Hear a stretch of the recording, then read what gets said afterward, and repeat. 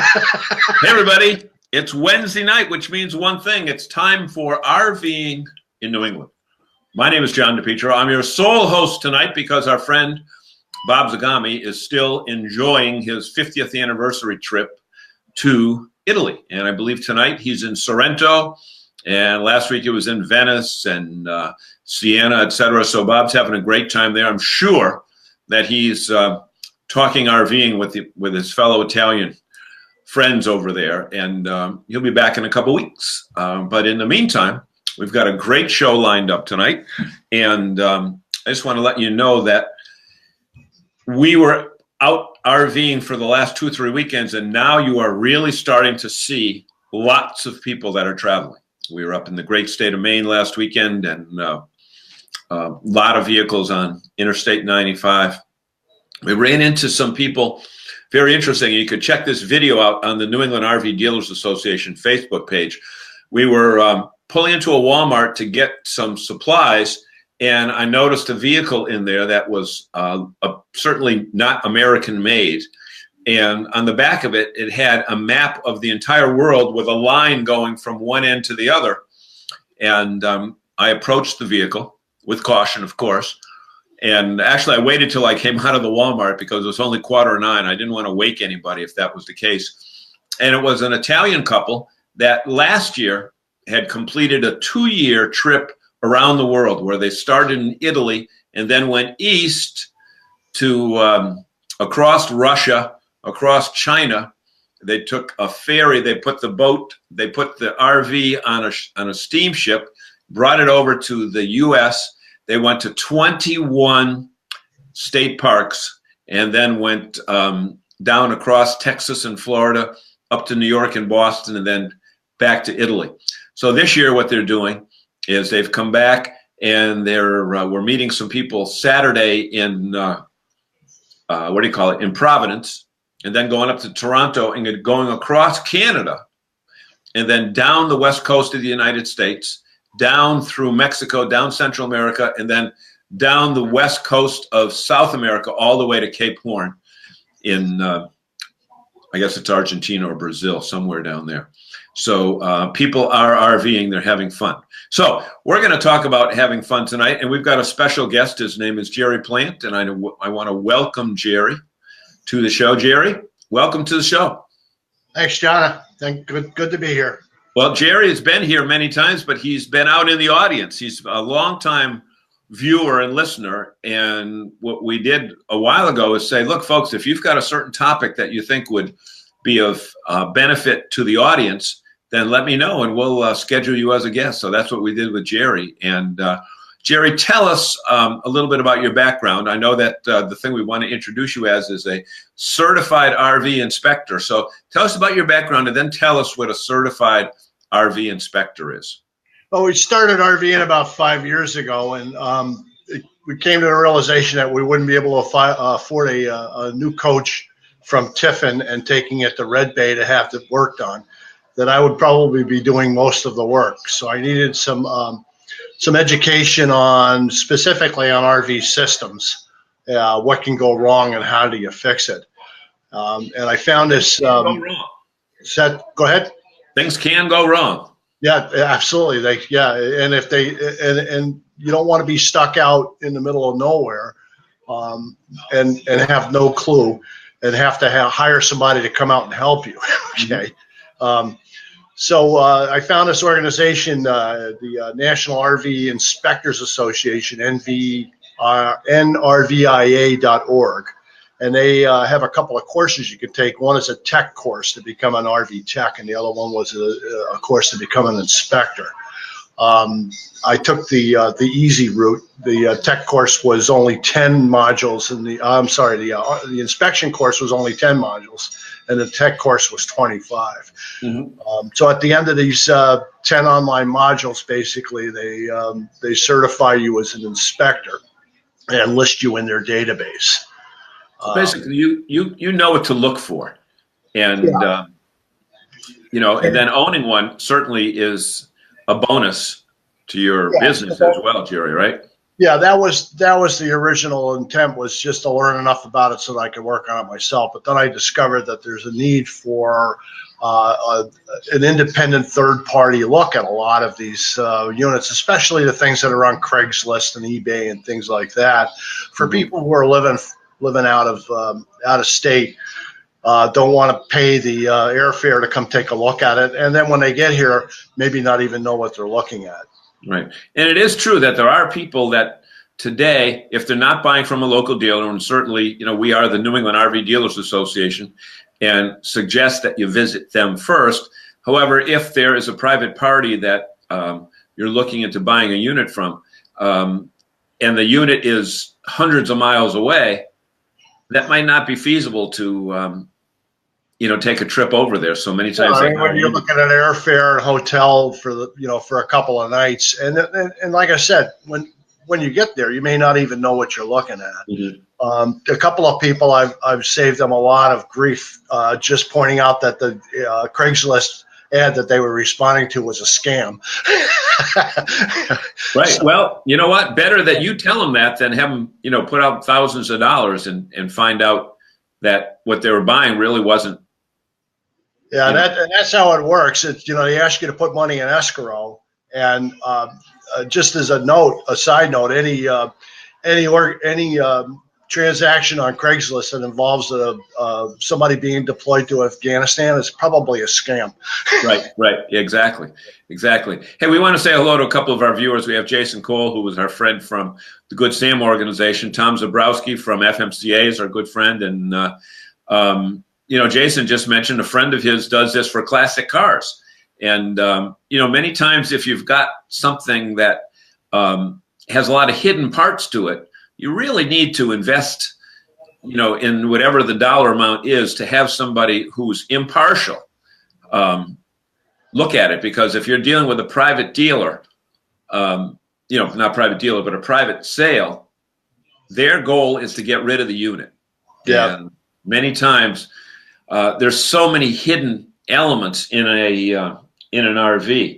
And a classic car is a good analogy, John, because in the modern days where there's computers controlling everything and you can't work on your own cars, the people who have actually worked on those older cars and know what to look for are few and far between. And it's the same thing with a motorhome or a fifth wheeler or a travel trailer. There's stuff in there that you just don't deal with on a regular basis. Propane systems, heating systems, hot water heaters, things like that. You just don't deal with on a regular basis, that you really don't know what to look for when it's broken. Right. And, many times we were talking with Gary Bunzer, who is the RV doctor. And Gary always talks about one of the most hidden things that people, it's not necessarily hidden, but it's deceptive, is tires. Because people look at tires and say, oh, there's not a lot of wear on these tires. They're really good. But at $300 a pop, Jerry, what do you look for with tires? I mean, I always look at the dot code to see what the manufacturer date is. Explain that, because a lot of people do not even know what that is. There's on the tire somewhere. There's a set of digits that's started by DOT, and then inside of an oval there'll be a number that is something like 1116, and what that is that the tire was manufactured the 11th week of 2016. What I look for is tires that are greater than 6 years old are suspicious. They may be fine. They may have sidewall cracks, and Michelin is famous for that. But they come back and say that unless the crack is of a certain dimension, it doesn't matter. But anything that's older than 8 years should be considered worn out and replaced before you go any great distance on that tire. Even though it looks good to the eye. Yeah, it could look great. It could have tons of tread on it, and that's the case because a lot of these RVs don't get more than 5,000 miles a year on them. Exactly. We've been averaging about 7,000 to 8,000 miles a year. Yeah, so you're not going to get a lot of tread wear at 5,000 miles a year, but what the UV from the sun takes its toll, and the heat from the road takes its toll. Right. So, Jerry, as an RV inspector, who's your customer? Basically, three classes of customers, John. I have people who have never owned an RV. and they have no clue as to what they're looking to look at to find out if it works or not. Are they overwhelmed, Jerry? Set? Are they overwhelmed? Yeah, it's like drinking from a fire hose. Yeah, they're just that they go in and they see the glitz and the glam, the hardwood floors and the mirrors on the ceiling, but they can't really see beyond that. The second group of customers are people who have already owned an RV of some sort, either a fiber or a travel trailer, and moving up to a motorized RV. And now there's a whole nother dimension.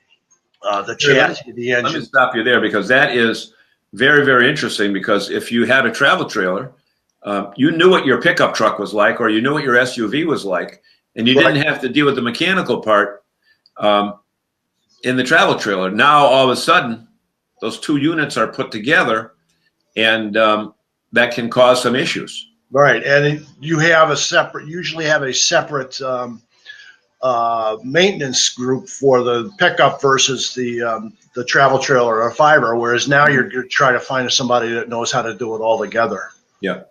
Usually you're not going to go to your RV dealer for an oil change, usually. No, I mean, and if you, depending on what chassis you have, like the Ford chassis, the Ford dealerships that deal with trucks can take care of that at probably a fraction of the cost that you would for an RV dealer or a specific truck place. Mm-hmm. Yeah, well, now you have all those issues about where you're going to get rid of the oil. Right, exactly. Yeah. So there's some places that would probably do your oil change, but they do it illegally because they're not certified, but they're not licensed to get rid of the oil. Yeah. The other thing is, and we were talking about this earlier, where some of the dealerships that you might be dealing with, if it's a Ford or a Chevy, if they're primarily car dealerships, their garage doors might not even be high enough. Or they might not have a 22,000-pound lift to get your rig up on it. Mm-hmm. Yep. So you would advise people about where they would go locally and that type of thing. Right, and those people that are looking for the pre-buy or the what I'll call the transition type unit, their major concern is condition and worth. They want to know how much they should be paying for this particular unit, and that varies all over the place. It's based on condition and age, but it's also based on how much you want to pay. If you can find a unit that you really like a really nice Newmar Mountain Air diesel pusher or something like that, the amount of money that you're going to pay for it is probably going to be a little bit higher than if you would say, a Thor unit or something like that. So, right. And they really have no idea when they get into this how much they should be paying, and they're counting on this independent third party assessment to determine what the real value of that particular unit is. Right, and your relationship is to the buyer and not the seller. Yes, I'm a buyer's agent. Yeah, the seller is the enemy, if you will. Trying to hide the cannoli. Yeah, exactly. It's my job to find the cannoli. Yeah. Hey, we want to welcome Marilyn. I don't remember seeing Marilyn Hill's name before. Marilyn is, if you're a new viewer, Marilyn, just write in. Tell us where you're calling from or where you're viewing from. Marilyn had some issues before, and we want to thank Jason because Jason said that the volume's fine. Just turn your volume up. So she just turned her volume up. And Jason, if you want to write down any more details about your event, I believe it's this weekend. We'd be happy to mention that as well. But Jerry, you said that there were two kinds of buyers: the pre-buy people, and then the people who would call you and say, "Hey, I just got this RV. What do I do now? I'm scared." I just walked into this and I realized I have no idea what I'm doing, and I'm going away next week for 3 weeks at Normandy Farms and with the kids. And I don't even know how to hook up the water. So I'll spend a good part of a day with those people, explaining how all the systems work, where you hook up the water, where you hook up the waste dump, how to do the dump waste. I mean, people will assume that you just basically open the valves and just let it run. Oh, yeah, And right. that'll work for a gray tank, but Yeah. it's a disaster for a black tank. Yeah, I've had it happen Yep. where, you know what? I didn't have the hose fully attached, and Yeah. I pulled that lever out, that Valterra lever, Yeah. and let me tell you, it wasn't pretty. It wasn't pretty. I have this thing that I do is I back sluice the tanks. I dump the black tank, and then I pick up the hose, and I open the gray water tank, and I let it back sluice into the black tank to kind of loosen things up. And one time I picked up the hose and it became disconnected. Yeah, I well, wasn't happy. yeah, not happy at all. Not happy at all. So, go ahead now. I keep interrupting you. I ask you a question, then I interrupt you. I guess it's my nature to do that. Okay. Somebody's bought something already. They've got it at home, or they've got it somewhere ready to come home. What are some of the things that you go over with them? What are some of the things? Actually, anybody who's watching tonight, if they already own their own unit or thinking of buying a unit, what are some of the big things to look out for? Well, I have to go through all of the systems that the immediate stuff that they need to know: how to get water into the rig, how to get waste out of the rig, how to get your propane going, how to get your stove going. I mean, if it's been a rig that's been sitting around, there's air in the propane lines. Okay, so they'll flip on the refrigerator and nothing will happen. Okay, or they'll flip on the water heater and nothing will happen. And the reason is air in the propane lines. You got to bleed that air out by starting the stove. Okay, that's not an intuitive kind of thing. It's pretty much related to how RVs work, how RV propane systems work. Things like 30 amp versus 50 amp running air conditioners and things like that. Just because there's two air conditioners on the bus doesn't necessarily mean you can run them both at the same time if you're hooked up to a 30 amp. Yeah, so it's stuff like that. Simple stuff. People had this. They have like a filtered water connector on their sink, but there was no filter in there, so it wasn't running. They couldn't figure out why it wasn't running. I said, well, there's no connection there.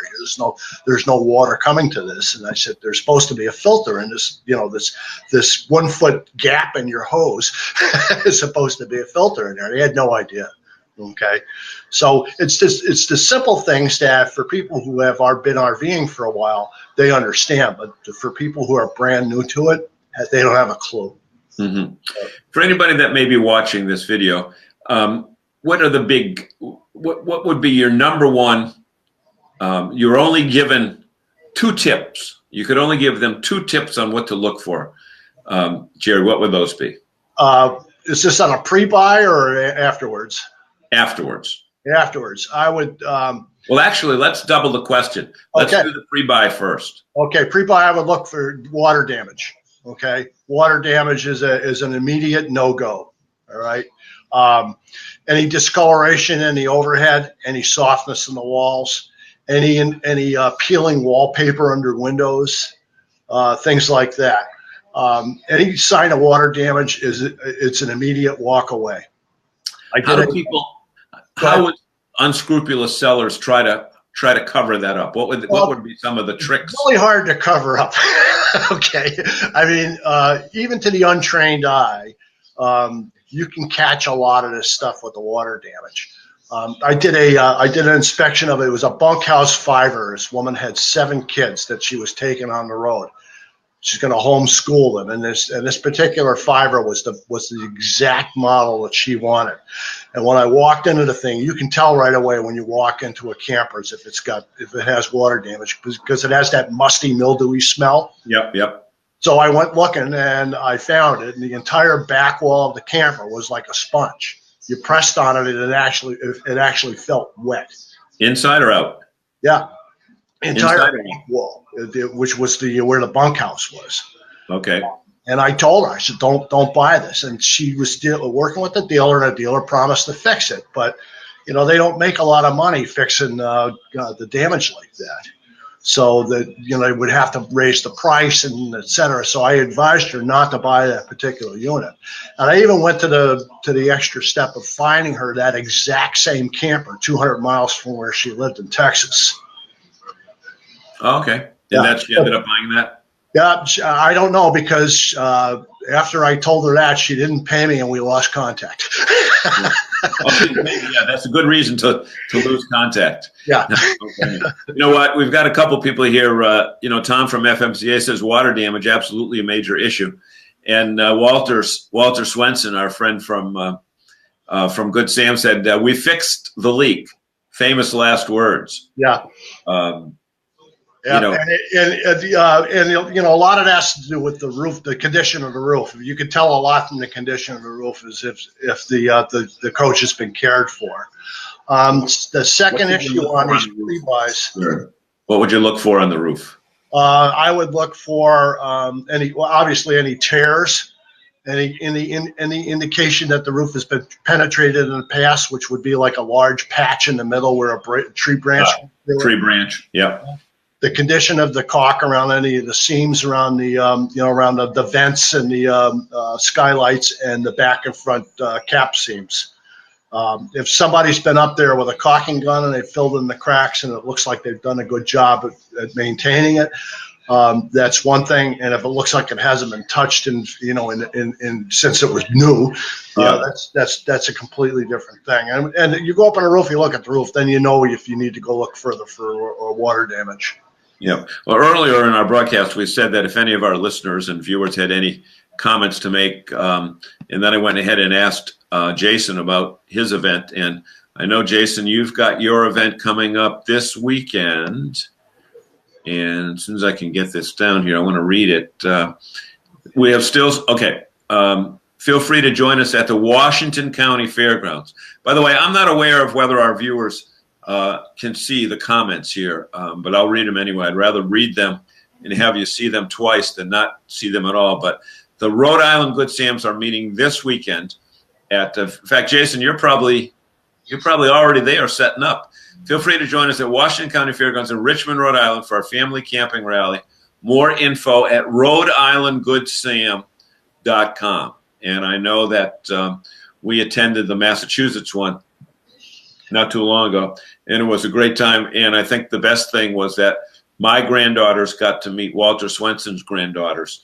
And Jerry, I'm sure that you notice when you're out camping, because not only are you doing business in the industry, but you are a camper itself, is that when little kids meet at campgrounds, they form special bonds. Have you noticed that? Yeah, and I remember you talking about this last week about how the kids all got together and had a great time. And I remember when I was a kid, I mean, I went to an organized camp in northwestern New Jersey for a couple of years, and there were. That explains the accent, right? Yeah, it was the accent. Yeah, it was Camp Dennis in Stillwater, New Jersey, and I mean the people I met there, that was certainly people that I bonded with over that period of time.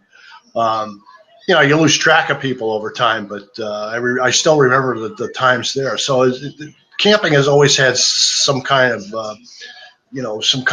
wondrous mystical magic kind of for me.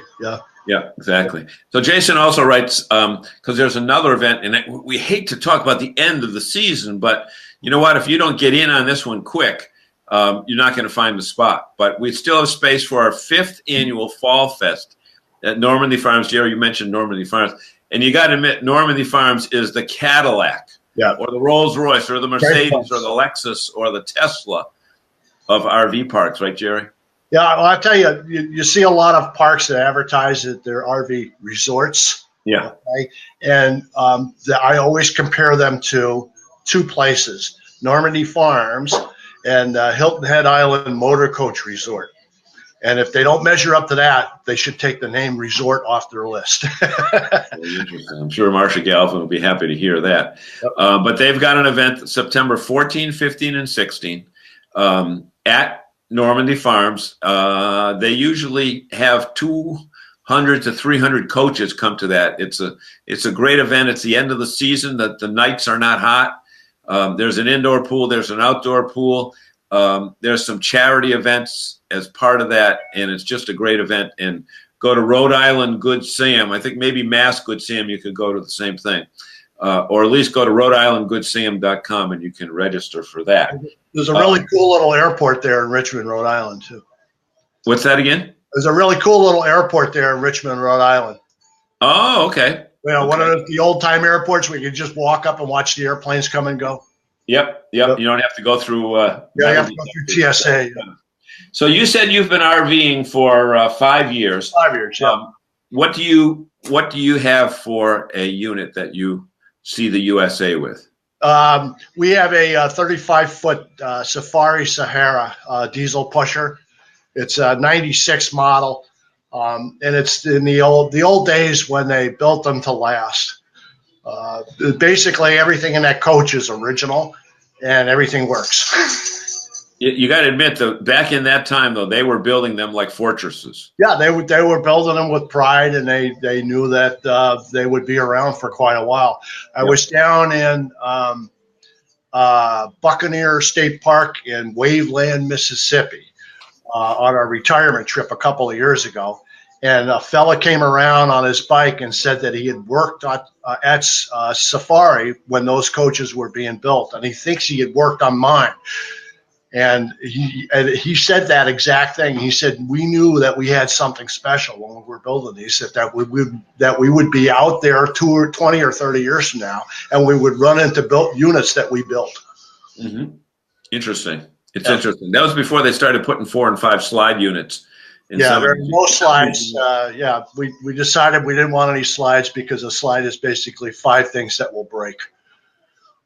Yeah. Okay. Define that now. Yeah. You know, 5 things that'll break. Oh! If you had 5 slides, okay, yeah. It's 5 more. I have to correct the technical error that I said here. I thought that this was the weekend of the Rhode Island Good Sam. It's next weekend. It's Father's Day weekend. Oh, good. Early bird parking starts Wednesday, but the address is still the same. It's Rhode And you know, the greatest part about doing this particular show is that our audience is an educated audience. And a couple of the other points that our viewers had mentioned here is that Walter Swenson said swelling in the roof is usually a bad sign. And Jason said delaminating of the sides. And I'm sure you've seen that in many cases. Yeah, actually, that fiber that I mentioned, that bunkhouse fiber that I mentioned, had some delaminating in the sides under one of the windows. And that usually means the window seal has failed. Mm-hmm. Now, with your inspection business, how far will you travel to work for somebody, or is it the other way around, Jerry, where usually people that are buying something in the Northeast that may be from Florida or the Midwest that want you to be their final say? Yeah, that's happened that way as well. Yeah, I'll do anything in southern New England. I'm associated with a fellow up in Portland, Maine. We'll do northern New England, and basically anything more than 50 miles, I just charge mileage. Okay, but the majority of the people that I do inspections for are from somewhere else, and they have a unit. They found a unit on Craigslist on Cape Cod, for instance, and they just did a search for the nearest inspector, and my name came up. So it's a lot of that out of state people who don't want to spend thousands of dollars to get on a plane and rent a hotel to come look at a rig that they probably won't buy. Okay. What has been the biggest horror story that you can report to us as far as? Well, that fiber with the spongy back wall's got to be right at the top.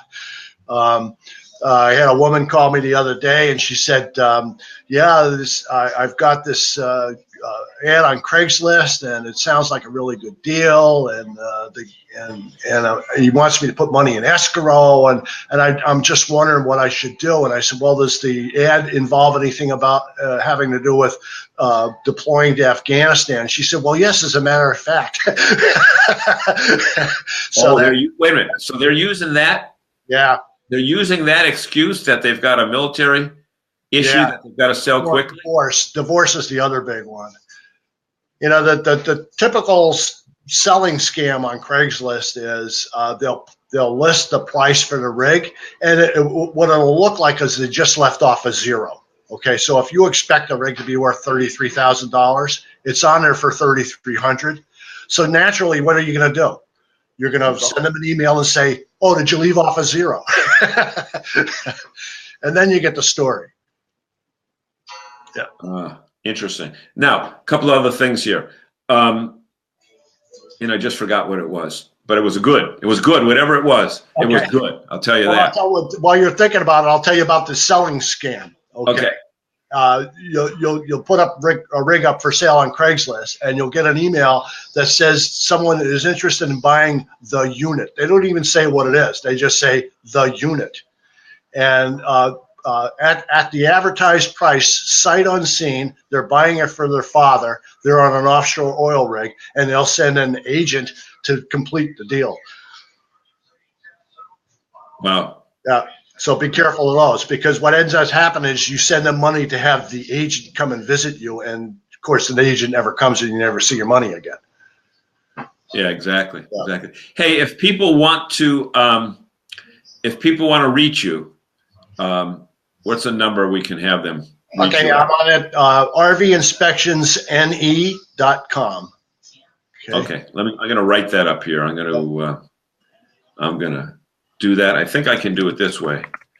www.rvinspectionsne.com. Okay.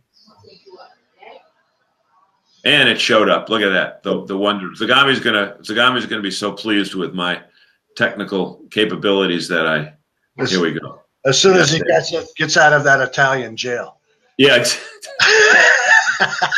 I think he's in. They're going to Pompeii in a couple of days or so. So you know what? There's earthquakes going on in Guatemala and Hawaii. Yeah. This one in Pompeii already took place a while ago. But anyway, so Jerry, final thoughts.